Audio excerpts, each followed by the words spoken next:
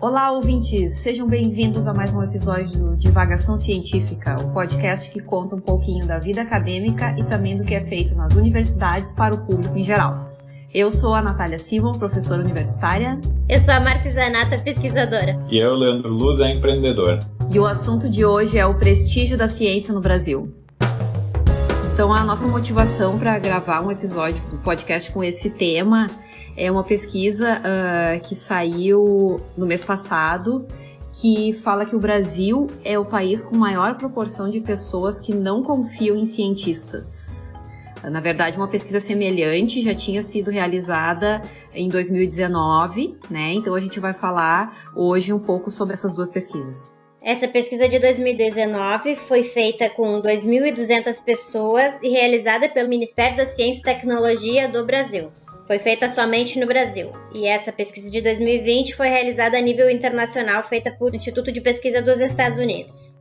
Quais são os países que eles fizeram a pesquisa, né? Só para contextualizar, né? É Austrália, Brasil, Canadá, República Tcheca, França, Alemanha, Índia, Japão, Malásia, Holanda, Polônia, Rússia, Singapura, Coreia do Sul, Espanha, Suécia, Reino Unido e Estados Unidos. Então, de todos esses 20 aí, tem os mais pobrinhos igual a nós, é Brasil, Malásia, Índia, e os outros eles são países mais desenvolvidos, né, com IDH mais alto, então isso talvez influencie na hora da população acreditar ou não nos cientistas, né. Até porque esses países, muitos deles, ou a maioria, já ganhou prêmios internacionais bem famosos, tipo o Nobel, né? Que nem está acontecendo essa semana que a gente está gravando. Como o Brasil acho que nunca ganhou um prêmio Nobel, acho que a nossa profissão, ou pelo menos o que a gente estudou a vida inteira, não tem muito prestígio por causa disso, não tem visibilidade, né? Então, acho que isso afeta um pouco. Mas vamos ver para a pesquisa ali por que eles dizem que cientista não é muito confiável aqui no Brasil.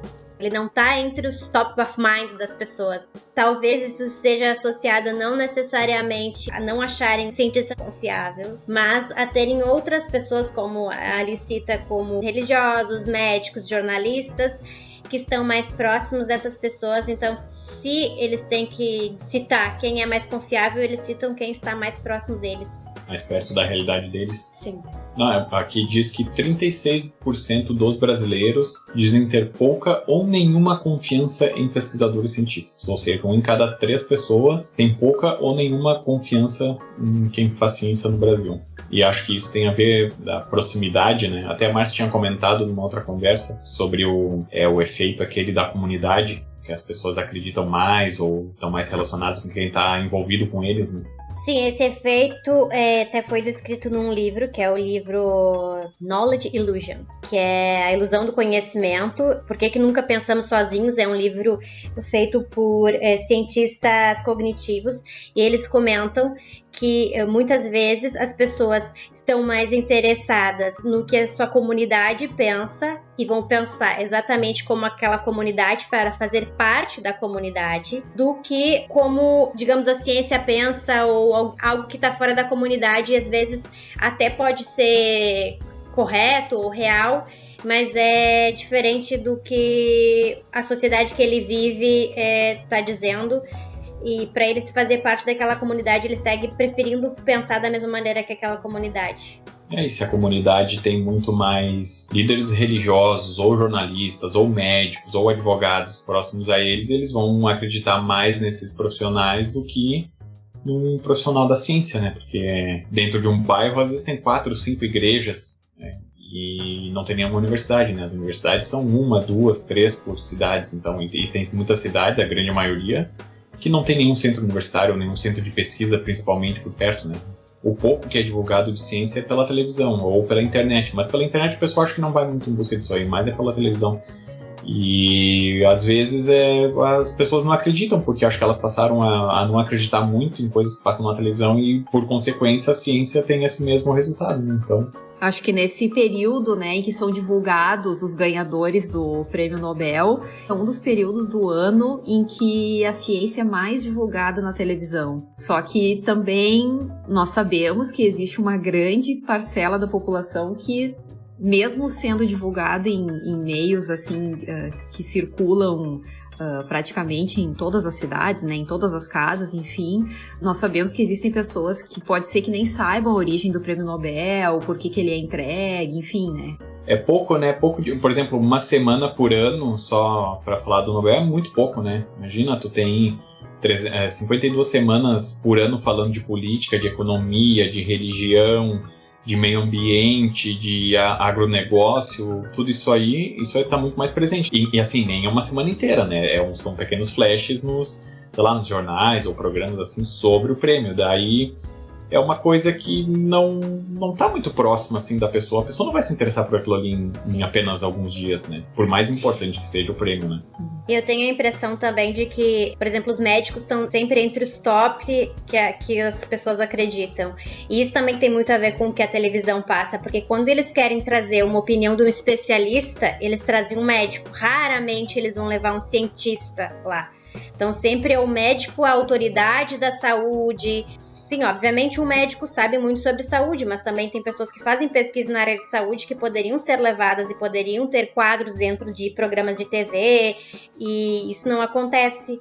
Eu acho que a população em geral vê um pouco o médico como uma espécie de um cientista, uma pessoa que sabe muito sobre um determinado assunto, sabe? Até porque cientista é muito amplo, né? Tu pode ser um cientista político, tu pode ser um cientista social, um cientista da área de exatas, da área de engenharia. Então, não sei se foi exatamente esse tipo de pergunta que foi feita na pesquisa, mas, por exemplo, qual é a tua maior confiança? Num engenheiro ou num cientista? A pessoa provavelmente vai falar no engenheiro, porque um engenheiro está muito mais próximo da realidade dela do que um cientista. Mesmo que esse engenheiro faça pesquisa e faça ciência, né? Mas é a profissão dele, né?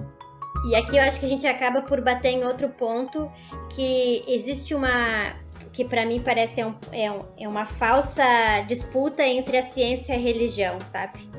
Porque, na verdade, cada um tem o seu espaço e pode acreditar nas duas coisas ao mesmo tempo. E atualmente parece que elas estão polarizadas. Ou tu acredita numa coisa ou tu acredita noutra coisa, como se não pudesse coexistirem. E eu acho que esse é o principal problema de por que a ciência tem sido talvez desacreditada.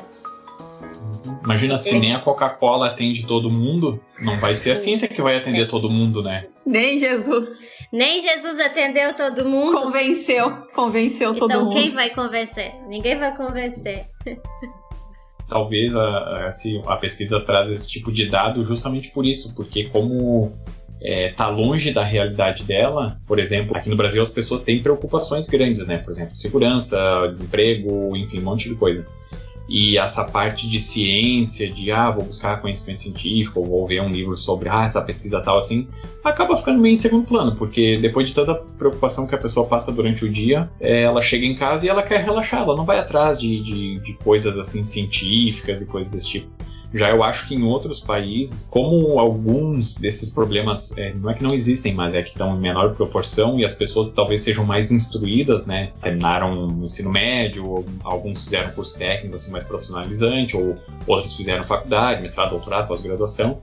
Então isso talvez atenda um pouco mais das necessidades dela, porque eles não têm esses outros tipos de necessidade, de desemprego, de violência, fome, moradia, transporte coletivo, essas coisas assim. Por exemplo, tu tá na Europa, tu pega um transporte coletivo, é a melhor coisa do mundo, tu não precisa se preocupar. Já no Brasil a gente sabe que a realidade é bem diferente, né? Eu acho que isso num longo prazo acaba sobrecarregando essa parte da pessoa, assim. Talvez se essa pesquisa fosse expandida para outros países com uma realidade um pouco mais parecida com o Brasil, talvez a gente pudesse ter uma noção melhor se a gente aqui no Brasil, os brasileiros, né, eles estão assim muito fora da casinha ou não. Então, por exemplo, pegar a Argentina, alguns países africanos, México, que acho que talvez tenha uma similaridade maior com a nossa, assim. Mas de resto, não sei se dá para comparar muito com esses outros países, né? A gente tem que ver a nossa realidade aqui. Sim, tem tantas outras preocupações na frente que isso fica um pouco inútil para a vida da pessoa se ela tá passando fome, porque a grande parte da população brasileira tá abaixo da linha da miséria, né? Recebe uma quantidade mínima por mês para sobreviver. E tá passando fome, o que ela vai pensar se a ciência fez alguma coisa ou não, e quem são os cientistas, isso não interessa pra ela. Por exemplo, a Natália uma vez falou do celular, ou de uma torre de 5G e tal, essa tecnologia que dá pra ser envolvida, elas não conseguem nem associar aqui. E isso só surgiu por causa de ciência, por causa de cientistas, né, pesquisadores. Então, já, por exemplo, a relação com o médico ela consegue, porque ela fica doente, ela vai espera lá na fila do SUS um tempão, mas ela vai ser atendida pelo médico, então ela consegue fazer esse tipo de associação, sabe? Essas pesquisas, tanto do ano passado quanto desse ano, fazem essa associação, né, entre a falta de educação formal e a falta de credibilidade na ciência, no cientista, né? De repente, né, tem pouca educação formal, ela acaba se interessando por outras coisas, né? Não fazendo essas associações que a gente costuma fazer das coisas do nosso dia a dia com a ciência, né? E existe esse desinteresse mesmo. Esses dias, eu não sei se foi num dos materiais que a gente mesmo trouxe, ou se foi em algum outro lugar, falava no Dr. Drauzio Varella, que aparece sempre na televisão, tudo. Falava que o Dr. Drauzio Varella é um divulgador da ciência. E eu fiquei assim, como é que eu nunca me liguei nisso? Ele e eu via ele como médico. Toda vez que eu enxergar ele na televisão, eu vou pensar de uma outra forma agora, sabe? Porque sim, ele é médico, não sei se ele ainda atende as pessoas, enfim, em consultório, coisa assim, não conheço a rotina profissional dele, né? Mas ele faz um trabalho bem interessante de divulgação científica, sim, né? E é um cara bastante conhecido, acho que muitas pessoas que de repente vão dizer que confiam mais nos médicos do que nos cientistas, vão lembrar dele aqui no Brasil, né? O cara tá sempre no Fantástico, né? Um programa de alcance grande, então... Sim, mas só para ressaltar, vale lembrar que todas essas pesquisas foram feitas antes da pandemia, então era percepção antes da pandemia, não é percepção durante ou pós-pandemia, que isso pode ter modificado alguma coisa, então tenham isso em mente ao consultar essas pesquisas. Eu acho que um pouco também da falta de citação dos cientistas como pessoas que eles acreditam é porque é culpa de nós cientistas mesmo, que nós temos muitas vezes dificuldades em falar para o público em geral. Eu vejo até, por exemplo, o Leandro teve profissão químico tentando explicar sua dissertação de mestrado, que era para tentar explicar para o público geral. Aí, nesse momento, eu também fiquei pensando como eu faria para explicar. E ainda por cima, esse que o Leandro fez era mais voltado para química um pouco, né? Não era assim para a população que não soubesse absolutamente nada de química. Então, era um pouco voltado para quem já tinha uma noção. Então, se a gente pensar nas nossas teses e tentar explicar para uma pessoa que está no ensino médio, ou para uma criança, ou para a família, não é uma coisa simples de explicar. E não é simples porque a gente deixa ela talvez difícil, e quando a gente apresenta seminários e outras coisas mais, às vezes te criticam porque você não está usando um palavreado científico, que deveria ser mais científico. Se tu te aproxima da fala geral da população, é criticado dentro da comunidade científica. Então a gente se afasta cada vez mais na forma de falar. Isso é complicado, porque daí tu fica viciado em falar de uma forma que o pessoal da ciência está acostumado, mas tu não consegue se expressar com essa população que não acredita muito no cientista, assim, no que o cientista faz. Então é uma faca de dois gumes, né? Tu resetar teu cérebro para quando for falar para pessoas da ciência e para quando for falar com pessoas normais, da população normal, é difícil, né? É difícil alcançar esse equilíbrio. Claro que aqui a gente sempre acaba dando assim um viés mais das ciências exatas, né? Mas só para lembrar de novo, né? Isso também acontece nas ciências humanas. Eu tenho tido contato aí recentemente com alguns referenciais teóricos que a gente chama, né, da área de ensino, assim, da área de educação e tal, mas educação em geral, né, não só para ensino de química. Nossa, que são, assim, bem complexos, tá? E que também eu vejo que seria bem difícil explicar para uma pessoa que nunca estudou essas teorias da educação. Exige, assim, muita leitura, muito estudo, assim como se a gente for falar com alguma pessoa sobre nanopartículas ou sobre CO2, essa pessoa também tem que ter todo um embasamento ali na explicação, né? E se ela mesma quiser estudar, ela vai ter que, né, partir ali de uma química bem básica para poder fazer essa construção aí do conhecimento, né? Mas isso acontece, na verdade, em todas as áreas, né? E também a gente fica, quando estamos assim na pesquisa, mestrado, doutorado, pós-doutorado, enfim, a gente fica um pouco preso a publicar artigos científicos, construir um currículo, né? Então a gente acaba esquecendo que também deveria fazer parte do nosso currículo divulgar a ciência para o público em geral. Mas não, a gente fica preocupado com o Lattes, né? Eu tenho que encher mais uma coisa no Lattes e publicar tal coisa e participar de congresso, porque as coisas de divulgação científica em geral não contam muito para o Lattes. Atualmente ainda eu vejo que há uma motivação geral, pelo menos no Brasil e até fora do país também, da ciência em relação à divulgação científica, que eu não via há tempos atrás. Eu acho que é uma coisa crescente, acho que os cientistas estão se dando conta dessa falta. Mas isso é uma coisa que vai demorar bastante tempo para mudar, não é uma coisa que do dia para a noite nós vamos conseguir simplesmente falar para o público e eles pensarem, olha, tá fazendo sentido o que eles estão falando. É trabalho de formiguinha, tem que ir um passo por vez e vai demorar muito tempo, não adianta. Mas é melhor começar agora do que nunca começar, né? Então, até a gente tava falando isso aí de se expressar para o público em geral.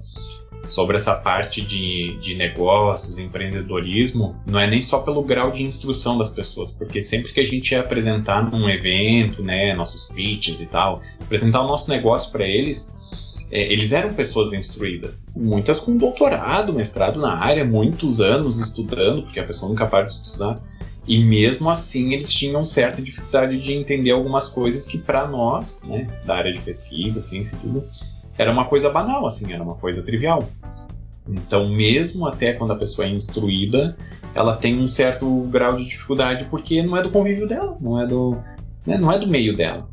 A diferença dela para as outras pessoas, que a gente comenta muitas vezes, né, é essa questão das ferramentas, né?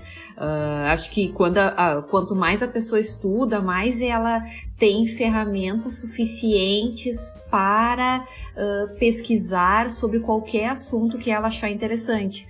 Mas quando tu não tá acostumado a investigar esses assuntos, qualquer assunto que tu acha interessante, fica muito complicado, né? E aí se isso não faz parte do teu dia a dia, tu trabalha o dia todo, aí tu chega em casa, aí tu ainda vai ter que te dedicar a algum tipo de pesquisa que envolva um monte do teu tempo e tal, como forma de lazer, fica um pouco mais complicado, né? Já a pessoa que está mais acostumada com a prática da pesquisa, fica mais fácil.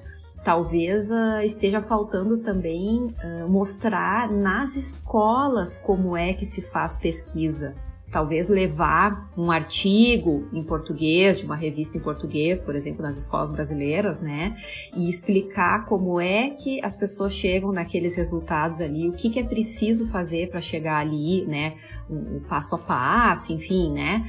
Também explicar de uma forma mais simples do que a gente está acostumado a falar entre nós, e já mostrar desde pequeno como é que é esse processo. É uma possibilidade de mostrar que isso também pode ser uma profissão. Eu tinha percepção lá no ensino fundamental e ensino médio que não existia ciência no Brasil. Na verdade, eu não tinha essa noção de que alguma coisa era feita no Brasil. E é aquela coisa que muitas vezes nessas pesquisas eles até mostram, que a visão do cientista é aquele velho de cabelo em pé, branco, tipo Einstein, né? Que é uma coisa, assim, muito distante da realidade. Eu não sabia que eu poderia ser cientista no Brasil. E eu comecei minha graduação sem ter essa noção. E pra mim, na época, a única empresa que eu sabia que fazia pesquisa era a Petrobras, a única. Quando eu entrei na graduação em Química, imagino que grande parte da população pode ter esse mesmo sentimento e essa mesma visão, e podem nunca ter aprendido no colégio que é possível fazer isso no Brasil. Falando ali de como fazer uma abordagem que seja científica, mas que seja acessível para elas, né? Eu sempre me lembro da história de vida, né, do Carl Sagan. Eu sempre gostei de astronomia e tudo, então para mim foi o que me motivou a entrar nesse campo assim de ciência, pesquisa e tudo. Foi ele e o programa dele, principalmente aquela série Cosmos, né, dos anos 80. E ele era muito criticado, porque ele dizia assim, tu trata a ciência como se fosse assim andar de bicicleta, e não é tudo isso. E ele dizia que não, mas é isso, é como se fosse andar de bicicleta. Você tem que trazer um exemplo mais real, mais prático para essas pessoas, para que elas entendam que não é uma coisa de outro mundo, é uma coisa muito acessível, assim, Não estou dizendo acessível de tu chegar lá e virar cientista, mas é uma coisa do cotidiano, existe. E muitas das coisas que a gente tem hoje em dia é justamente por causa da ciência. Então, ele era criticado porque ele falava de uma forma simples coisas complicadas. E eu acho que, pelo menos do meu ponto de vista, isso é totalmente errado nessa crítica. Ele deveria ser elogiado, não criticado, né? E ele fazia toda essa base, assim, ele ia nas escolas, principalmente lá perto onde ele tinha nascido e tudo, fazia muita palestra e tudo, tanto que tem um astrofísico muito famoso, acho que é Neil deGrasse, e ele tá sempre nos programas científicos hoje em dia. Ele só virou cientista, astrofísico, tudo por causa do Carl Sagan, que ele foi numa palestra do cara, se interessou e pediu para conhecer a universidade. Ele levou ele para conhecer a universidade e ele se tornou cientista, então... Eu acho que tem que ser elogiado uma atitude dessa, e não criticado quem queira divulgar. E hoje em dia, os cientistas já perceberam isso aí, tá? E essas ferramentas digitais, tipo YouTube, Instagram, ajudam muito a divulgar, né? Então, acho que esse é o caminho, se a gente quiser mudar essa realidade de 1/3 das pessoas não acreditarem nos cientistas, né? Ou acreditarem muito pouco. Acho que esse é o caminho, sabe? A gente começar a divulgar desde agora e principalmente essas próximas gerações, né? Porque quem é mais velho dificilmente vai mudar muita coisa, mas quem é mais novo pode ser diferente. Eu acho que tem iniciativas interessantes, mas eu ainda acho que é pouco divulgado, sabe? Por exemplo, a URGS. A URGS tem o Salão Jovem. O Salão Jovem, que acontece junto com o Salão de Iniciação Científica, o Salão de Ensino e tal, é para projetos que foram desenvolvidos na escola básica serem apresentados lá dentro da URGS. Se tu entra e tu vê os projetos, assim, são projetos bem simples. Porque as crianças têm que começar de algum lugar, né? Eu acho que tá certo. E o importante é essa iniciativa. E a URGS também tem, por exemplo, URGS Portas Abertas, né? Se eu não me engano, é em maio. Que eles daí convidam todas as pessoas a vir visitar, as escolas vêm também. Em geral, quem vem é quem tá mais perto de fazer vestibular, né? Aí conhece os cursos e etc. Mas deveria acontecer mais vezes por ano. Seria uma ideia e deveria ser mais divulgado. Por exemplo, que fosse aqui na região metropolitana de Porto Alegre. E talvez ter coisas descentralizadas, como o Brasil é um país muito grande, para ir de uma cidade a outra é difícil. Então, às vezes, a informação, quando é em determinado lugar, por exemplo, só acontece em Porto Alegre, uma pessoa que é lá do interior dificilmente vai conseguir ir. Então, é só quem é dos grandes centros, às vezes tem mais contato com a ciência e tudo mais, com essa possibilidade, do que quem vive no interior, porque talvez não tem nenhuma universidade perto e nem sabe que isso é possível. Até quem mora em grandes centros é difícil de ir, né? Então, imagina quem mora já mais, sei lá, 30, 60 quilômetros. Mas é isso aí, tem que ser divulgado mesmo. Mas acho que se começar agora e começar a divulgar muito, que nem a Márcia falou disso, de levar até as pessoas, assim, aproximar, né, os centros de pesquisa, onde vivem os cientistas, na verdade, né, do Brasil, se aproximar mais da população, assim, eu acho que é um grande passo já, porque vai mudar muita... No futuro, né? Agora não vai, acho que vai mudar muito pouco, assim, sei lá, nos próximos 5 anos, mas talvez 10, 15 anos acho que muda bastante. Se cada um dos cientistas e pesquisadores no Brasil tentar fazer um pouquinho, né, de tentar divulgar alguma coisa, uma pessoa que ela for mudar, que nem no nosso caso que a gente agora tá fazendo o podcast, se uma pessoa ouvir e fizer a diferença para essa uma pessoa, já é uma pessoa a mais que pode pensar diferente, né? Então, acho que para finalizar, fica como nosso dever como pesquisador tentar de alguma forma falar com o público geral, que seja para modificar um pouco da mentalidade da população. Para finalizar, eu diria igual o que uma vez disse o ET Bilu, né? Busquem conhecimento. Pessoal com conhecimento a gente consegue trazer à tona a importância do cientista, a importância da pesquisa e principalmente para um país que nem o nosso, que é bem pobre e que a ciência pode ajudar muita coisa a tirar as pessoas dessa zona cinzenta aí que a gente se encontra. E para vocês, nossos ouvintes, quais os impactos que a pesquisa científica traz para a vida de vocês e para o restante dos brasileiros? Vocês conseguem perceber esses impactos?